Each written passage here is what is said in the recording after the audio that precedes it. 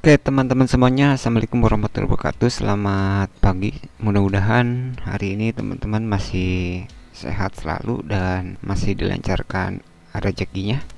Dan tidak lupa juga saya ucapkan selamat HUT RI yang ke-79 yang dilaksanakan di dua tempat, yaitu di IKN ataupun Ibu Kota Nusantara, tepatnya di Istana Negara dan di Istana Merdeka Jakarta. Oke, di sini saya langsung saja ke topik pembahasannya, yaitu seputar internet fiber ya. Untuk saat ini sebenarnya untuk internet fiber itu cukup banyak sekali ya. Tetapi yang ternama itu misalkan contohnya IndiHome, kayak Biznet, sebenarnya masih banyak ya. Yang lainnya tidak perlu saya jelaskan, tetapi saya akan menjelaskan seputar internet fiber yang dari PT Gonet Teknologi Indonesia. Biasanya saya sebut sebagai Gonet saja.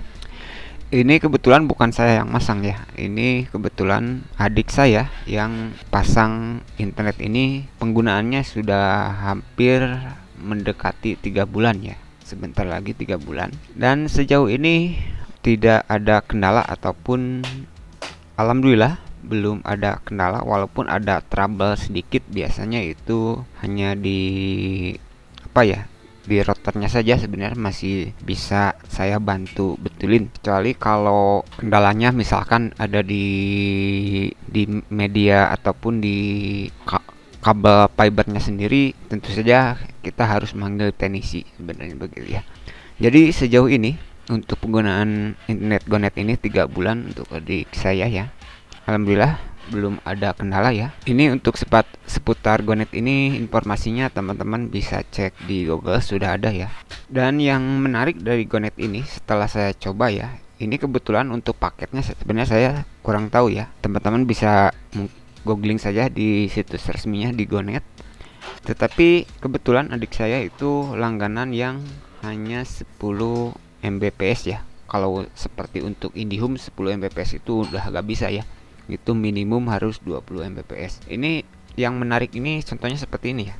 Untuk Gonet ini sebenarnya untuk speed test ya, yang saya lakukan beberapa kali, yang paket 10 Mbps ini yang cukup menariknya yaitu di TR dan RX nya ataupun download dan uploadnya itu seimbang begitu ya. Jadi downloadnya 10 Mbps, uploadnya 10 Mbps. Tapi saya tidak tahu ya kalau yang paketnya di atas 10 Mbps. Mungkin teman-teman bisa memberikan komentarnya atau masukannya, karena saya tidak akan mencari informasi yang cukup lebih jauh ya seputar paket tersebut, tetapi saya hanya menjelaskan yang 10 Mbps saja ya.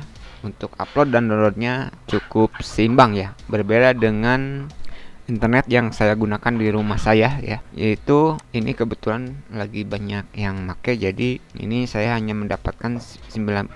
Sebenarnya ini enggak 92, harusnya saya dapat 80, karena untuk komputer saya ini saya batasi maksimum 80 harusnya begitu ya. Untuk uploadnya saya batasi 50, walaupun paketnya 100 Mbps, saya untuk komputer ini saya batasi 80 Mbps karena ini tidak digunakan untuk satu komputer, melainkan digunakan untuk ponsel, digunakan untuk anak-anak ya yang menggunakan wifi dan lain-lain. Oke, kita kembali lagi ke Gonet. Jadi untuk Gonet ini menurut saya cukup worth it ya untuk 10 Mbps, apalagi kalau dihitungannya kan di rumah adik saya, istrinya, anaknya baru 1, dan sebenarnya untuk 3 orang. Kebetulan adik saya itu jarang di rumah sih, karena dia kan kerja begitu ya, jadi jarang di rumah gitu kerja. Jadi yang sering menggunakan internet WiFi tersebut paling istrinya sama anaknya. Jadi untuk